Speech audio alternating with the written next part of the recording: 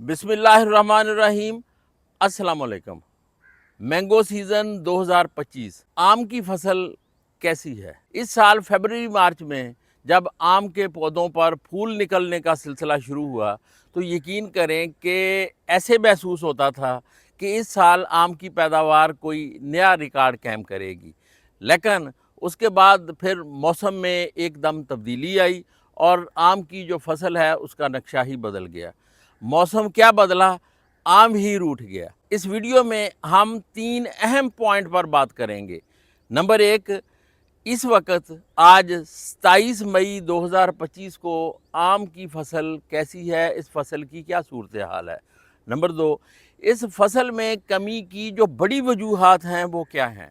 Number 3, अगर आइंदा भी कोई ऐसी सूरत हाल बने जैसी इस साल बनी है मौसम की, तो फिर हमें क्या करना चाहिए कि हम अपनी फसल को बेहतर कर सकें। इस साल आम की फसल कैसी है, ये हम आज 27 मई 2025 की बात कर रहे हैं। तो आम की इस फसल का जायज़ा लेने के लिए हमने पंजाब भर के जो मुख्तलिफ इलाके हैं उनका हमने सर्वे किया। ये सर्वे हमने जो पंजाब का इंतहाई जनूबी इलाका है मैंगो का, भोंग और रहीमाबाद, वहाँ से हमने स्टार्ट किया। और पंजाब का जो मैंगो का आखिरी शुमाली इलाका है कबीरवाला के इलाके कतालपुर में, जहाँ पे मैंगो के आखिरी बड़े बागात हैं, तो वहाँ पे हमने इसको ख़त्म किया। ये तकरीबन 370 किलोमीटर लंबी पट्टी है। इस पूरे खिते में तकरीबन 40 से 50 आम के बड़े क्लस्टर्स हैं। इन सब का हमने वहाँ जाके जायज़ा लिया और आम की फसल की सूरत हाल को देखा।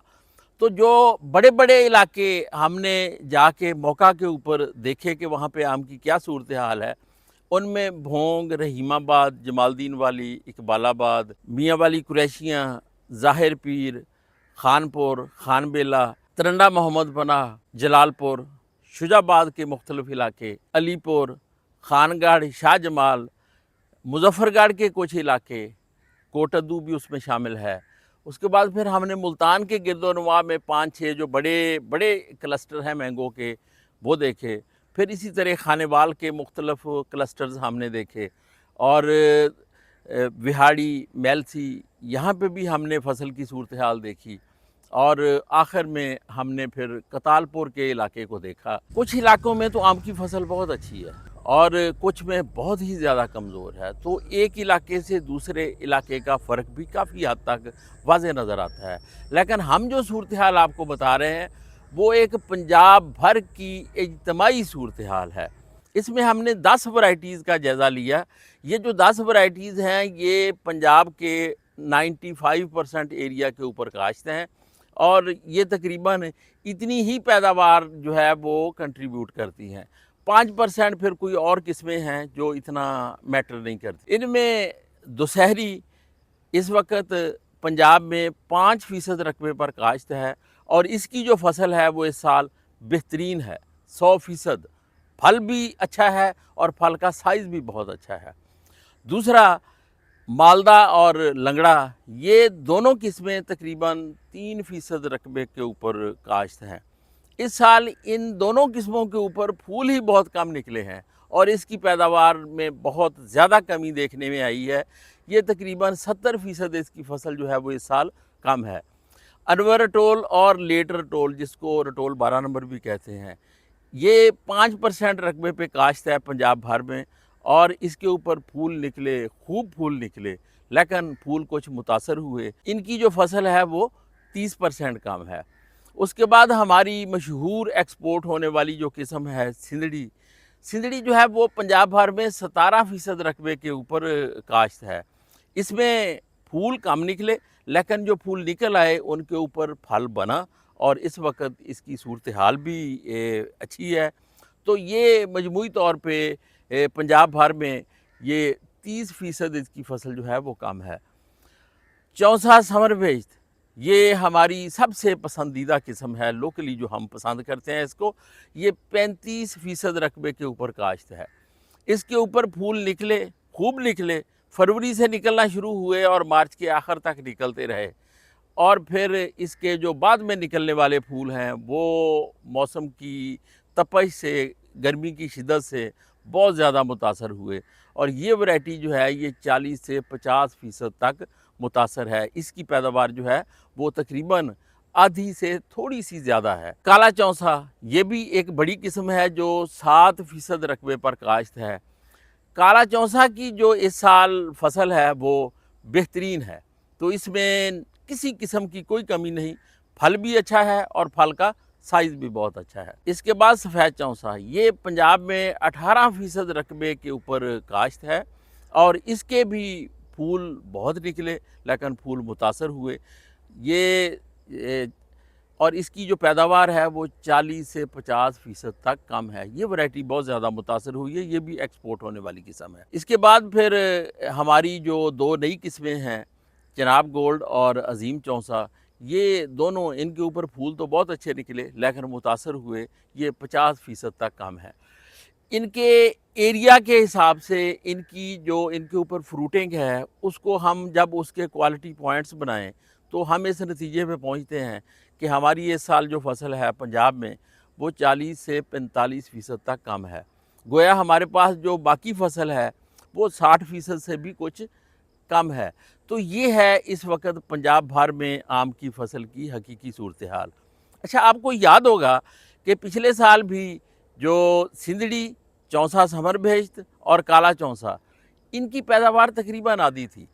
इस साल भी इनकी पैदावार कम है लेकिन पिछले साल से थोड़ा सा इसमें इस पैदावार में बेहतरी है। इस साल दुशहरी, सिंदड़ी और काला चौंसा, ये 3 किस्में ऐसी हैं जिनके ऊपर जो मौसमियाती तब्दीलियां हैं इनके कोई बहुत वाज़े असरात देखने में नहीं आते। लेकिन दूसरी तरफ हमारी किस्म अजीम चौंसा, चौंसा समर बेश्त और सफ़ेद चौंसा, ये इस साल गर्मी की शिद्दत से ये बहुत ज़्यादा मुतासर हुई हैं। अगर हम इलाकों की बात करें तो ज़िला रहीम यार ख़ान सबसे ज़्यादा मुतासर हुआ है और जो डिस्ट्रिक्ट खानेवाल है और मुल्तान के कुछ इलाके हैं ये सबसे कम मुतासर हुए हैं। लेकिन ये 24 मई की शाम को जो आंधी आई है, उस आंधी का जो सबसे ज़्यादा जो डैमेज है वो भी कबीरवाला और खानेवाल डिस्ट्रिक्ट के अंदर है और मुल्तान के कुछ इलाके और फिर मुजफ्फरगढ़ के कुछ इलाके मुतासर हुए हैं। ये लोधरा में दुनियापुर के कुछ बागात इससे मुतासर हुए हैं। ये सारे वो इलाके हैं जहाँ पे गर्मी की शिद्दत के आम के ऊपर असरात कदरे कम थे, तो वो जो हिसाब है वो तकरीबन आंधी ने बराबर कर दिया है।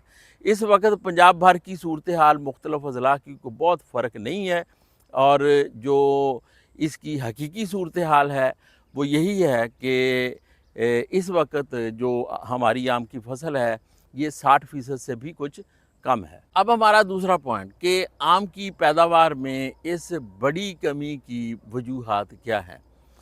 तो जो मेन वजह है वो मौसमियाती तब्दीली है, क्लाइमेट चेंज। रात का दर्जा हरारत 3 से 4 डिग्री मार्च और अप्रैल में पिछले सालों से कम रहा और मार्च का दिन का जो टेम्परेचर है वो ज़्यादा था। वो मार्च के तीसरे हफ्ते में तकरीबन टेम्परेचर जो है वो 39, 40, 41 तक रिकॉर्ड किया गया और इसी तरह 6 अप्रैल से शुरू होके ये टेम्परेचर 43, 44 तक गया। ये इतनी तपश को ना तो फूल बर्दाश्त कर सकते हैं और ना छोटा आम बर्दाश्त कर सकता है, तो इसलिए फिर ये मुतासर हो गया। इसके बाद मैंगो हापर ने भी आम की फसल को काफ़ी नुकसान पहुंचाया। वो पिछले 3-4 साल से हमलावर हो रहा है, लेकिन इस साल भी जो हमारी आम की फसल तेले से मुतासर हुई उसकी 3 बड़ी वजूहात हैं। सही केमिकल का स्प्रे के लिए इंतखाब ना करना, तेले के कंट्रोल के लिए 7 दिन के बाद रिपीट स्प्रे करना चाहिए, इसकी ज़रूरत होती है। ये इस तरतीब से स्प्रे नहीं हो सका। और तीसरा, बहुत से हमारे जो बागात हैं वो इतने घने हैं कि वहाँ स्प्रे करने का भी मसाइल है।